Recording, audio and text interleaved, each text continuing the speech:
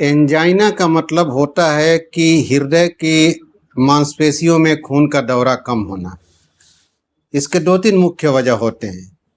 या तो मेरे हार्ट पे ब्लड की सप्लाई बढ़ जाए, जिसको डिमांड बेस इस्चीमिया कहते हैं, या तो डिमांड ना बढ़े, नसें सिकुड़ने लगे, जिससे ऑब्स्ट्रक्शन होने लगता है। तो एंजाइना को डिफाइन करने के लिए ये है कि this is the pain in muscle of heart that cause by narrowing of coronary artery and that narrowing might be transitory, जिसको कि हम वासोस्पास्टिक एंजाइना कहते हैं, और obstructive or due to atherosclerotic changes, जिसमें नसें सिकुड़ने लगती हैं और हमें विभिन्न प्रकार से सीने में दर्द होना, सांस का फूलना, चलने में सांस का फूलना। कई बार मरीजों को मिथ्स होता है, कहते हैं मुझे तो गैस सी चढ़ रही है, लेकिन जब हम पेशेंट को इंट्रोगेट करते हैं, जब उसको इन्वेस्टिगेट करते हैं, तो पता चलता है कि ये गैस की बीमारी नहीं है, बल्कि ये हृदय की समस्या है। तो ये एक एंजाइना है और डे टू डे प्रॉब्लम है, जिससे मरीजों को बारे में अवगत रहना आवश्यक है। पेशेंट के प्रोस्पेक्टिव से इसको हम डिफाइन करें तो हम दो को मेनली कहेंगे, एक तो स्टेबल एंजाइना और दूसरा अनस्टेबल एंजाइना। ऑल्दो अगर जो हम साइंटिफिकली क्लासिफाई करने जाएं तो वीएफ वासोस्पास्टिक एंजाइना, प्रिंजमेटल एंजाइना, नॉन एसटीएमआई जिसमें बाद में भी एंजाइना की तरह दर्द होता है, या हाइपरडायनेमिक सर्कुलेशन होने लगे, एनीमिया होने लगे तो भी दर्द होने लगता है। लेकिन हम मुख्यतः इस वक्त दो चीज़ों पर ध्यान देंगे, stable and unstable angina. Stable angina में बड़े करेक्टरिस्टिक पेशेंट की हिस्ट्री होती है कि डॉक्टर साहब मैं तो बिल्कुल ठीक ठाक हूँ, अपना काम रूटीन ठीक करता हूँ, लेकिन जब मैं तेज चलता हूँ, क्लाइंबिंग स्टेयर यानी सीढ़ी चढ़ता हूँ या कोई स्ट्रेसफुल काम करता हूँ, तो मैं सीने में हल्की सी दर्द, जलन सी होने लगती है और फिर मैं बैठ जाता हूँ, आराम हो जाता है मुझे। इसको स्टेबल एंजाइना कहते हैं, एंजाइना ऑन एक्सर्शन।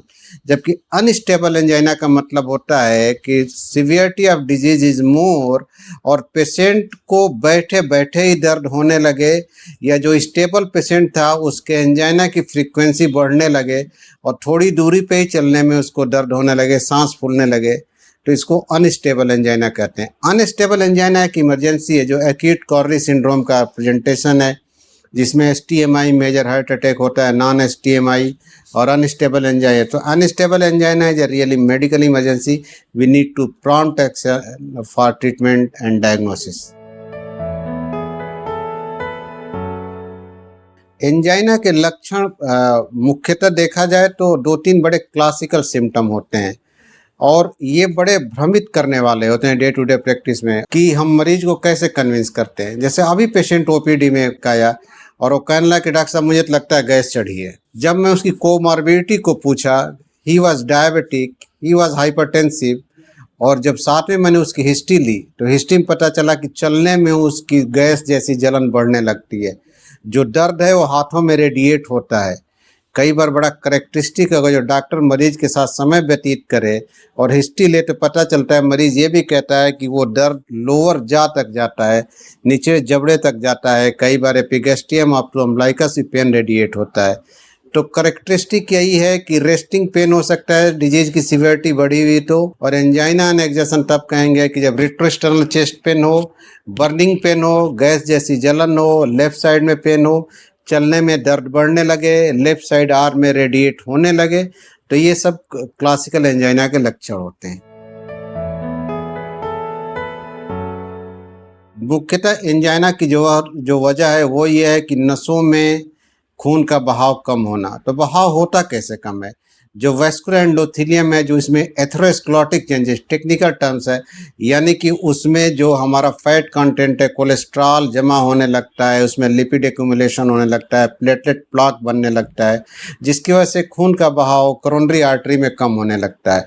तो सामान्यतः जब हम चुपचाप बैठे हुए हैं, आराम से बैठे हुए, तो समस्या नहीं होती, लेकिन एक दिन जब हम स्ट्रेस को बढ़ाते हैं, किसी भी वजह से बढ़ाते हैं, तो हमें दर्द होने लगता है। तो मुख्य वजह इसका ये है कि आर्टरी में, स्पेशली कोरोनरी आर्टरी में खून का बहाव कम होना, और उस बहाव के कम होने की वजह से जो टेक्निकल टर्म है atherosclerotic changes in coronary artery, और उस एथेरोस्क्लेरोटिक चेंजेज की वजह क्या है ये भी जानना इंपॉर्टेंट है। राइट नाउ एडेज हम लोग की sedentary lifestyle, excess taking of junk food, early age CAD, diabetes very important risk factor, blood pressure, smoking, तो ये सब अर्ली एथेरोस्क्लेरोटिक चेंजेज के रिस्क फैक्टर हैं। और cause of angina is reduced blood supply in coronary artery because of atherosclerotic changes. Angina साधारण angina तक रहे, stable angina है तो ठीक है, हम अपना रूटीन बढ़िया चला रहे हैं, चल रहा है। लेकिन जब वही एंजाइना अनस्टेबल एंजाइना में बदल जाए, हमारी सीवियरिटी ऑफ लीजन बढ़ जाए, जैसे मेन 3 कोरोनरी आर्टरी होती है, left anterior descending artery, left circumflex और आरसी होती है। सपोज दैट प्रॉक्सिमल एलईडी में प्रॉब्लम होने लगे, लंबा लीजन होने लगे, लंबा ब्लॉकेज होने लगे, पेशेंट अनस्टेबल एंजाइना में कन्वर्ट होता है। फिर ब्लड सप्लाई कम होने से क्या होता है कि हार्ट की मांसपेशियां कमज़ोर होने लगती हैं, और जब पेशेंट टर्मिनल स्टेज पे जाता है तो हार्ट की पंपिंग भी कम होने लगती है, जिसको टेक्निकली इजेक्शन फ्रैक्शन कहते हैं। तो इजेक्शन फ्रैक्शन की पंपिंग कैपेसिटी कम होने लगती है। तो अल्टीमेटली कॉन्सिक्वेंसेज में देखेंगे तो patient is land up into heart failure, और हार्ट फेल्योर में जाने का मतलब ये होता है कि आपके हृदय की मांसपेशियां कमज़ोर हो गई हैं और मेजर लीजन है, मेजर एपिकार्डियल कोरोनरी आर्टरी में प्रॉब्लम है। ऑल्दो हार्ट की पंपिंग कम होने के बहुत सारे वजह होते हैं, जिसमें कि ब्लॉकेज नहीं होता, इटसेल्फ मांसपेशियों की समस्याएं होती हैं। लेकिन एंजाइना का जो इम्पोर्टेंट एक कॉन्सिक्वेंसेज है कि जब बीमारी बढ़ जाए, जब ब्लॉकेज बढ़ जाए तो पेशेंट हार्ट फेल्योर की तरफ अग्रसर होने लगता है। तो इसको अर्ली स्टेज में डायग्नोज करके रोकना आवश्यक होता है। जब हम क्रॉनिक डिजीज की बात करते हैं, जैसे एंजाइना है, शुगर है, ब्लड प्रेशर है, तो on the top of treatment life style modification बड़ा इम्पॉर्टेंट पार्ट है। हम लाख कोशिश कर लें, हम लाख दवाई दे दें, और कोई घर पे जा कहे कि मैं पिज़्ज़ा बर्गर ही खाऊंगा, जाके घर पे नॉनवेज ही तोड़ूंगा, तो हमारा प्रयास सब विफल हो जाता है। तो ultimately we started treatment with lifestyle modification. उसके बाद जो हमारी कुछ दवाइयाँ हैं, लाइक वेस्कुलो प्रोटेक्टिव मेडिसिन, जैसे ब्लड थिनर है, जिसकी वजह से खून का थक्का ना जमे और कोलेस्ट्रॉल डिपोजिशन ना होने लगे। इसके बाद क्या होता है कि first line, second line anti anginal, जो टेक्निकल टर्म्स है, जो कि ब्लड प्रेशर और पल्स रेट के हिसाब से हम डिफाइन करते हैं किस मरीज़ के लिए कौन सी दवा अच्छी होगी। कुछ सेकेंड लाइन दवाइयाँ होती हैं जो हीमोडायनेमिकली न्यूट्रल होती हैं जब कोई लो बीपी पे आता है। तो initially started with lifestyle modification, giving vasculoprotective medicine, antiplatelet and statin.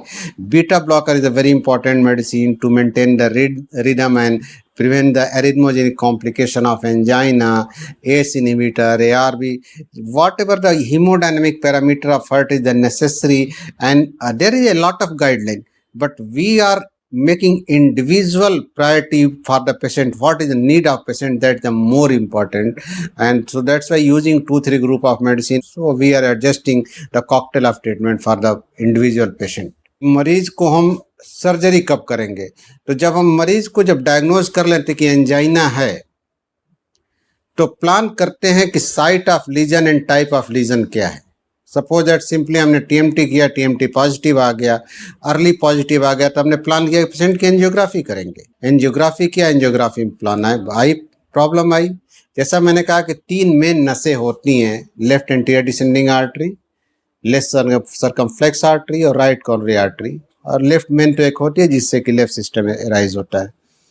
तो अगर जो लेफ्ट मेन डिजीज है या एलएडी जहाँ से जिसको कि ऑस्टियल लीजन है, या तीनों आर्टरी ब्लॉक है, तब तो एक बड़ा करेक्टरिस्टिक इंडिकेशन बनता है कोरोनरी आर्टरी बाईपास ग्राफ्टिंग का, सीएबीजी जिसको कहते हैं। और अगर जो ऐसा नहीं है, जैसे किसी के आर्टरी में बीच में ब्लॉकेज है, या टर्मिनल ब्लॉकेज है, या राइट सिस्टम में ब्लॉकेज है, तो हम उसमें एंजियोप्लास्टी यानी छल्ले डाल के भी नसों को फैला सकते हैं।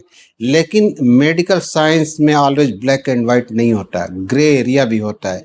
Suppose that there is one patient of triple vessel disease and he is very lean and thin, he can not able to go for the bypass surgery. जैसे ओपन हार्ट करेंगे आप, हो सकता है कि that might land up into complication.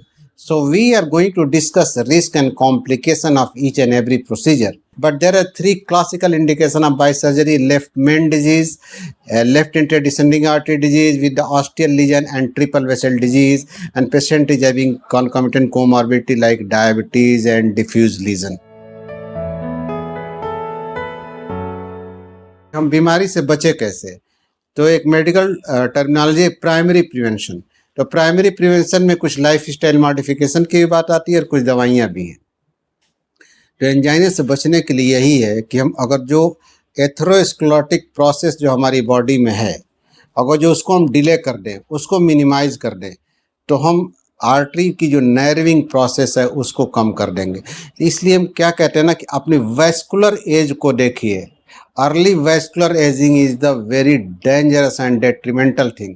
So normal vascular ageing, हमारी जितनी उम्र है क्या हमारे आर्टरी की भी एज वही है, ये इंपॉर्टेंट है।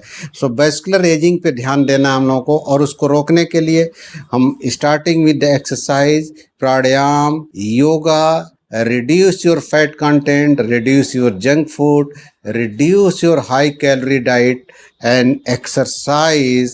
जो हम ये कहते हैं कि जो वो रिस्क फैक्टर जिसको मॉडिफाई कर सकते हैं उसको तो करना ही चाहिए। जो कुदरत ने दे दिया उसको तो नहीं कर सकते। तो जो मॉडिफाइबल रिस्क फैक्टर को जरूर कम किया जाए। Smoking very important risk factor.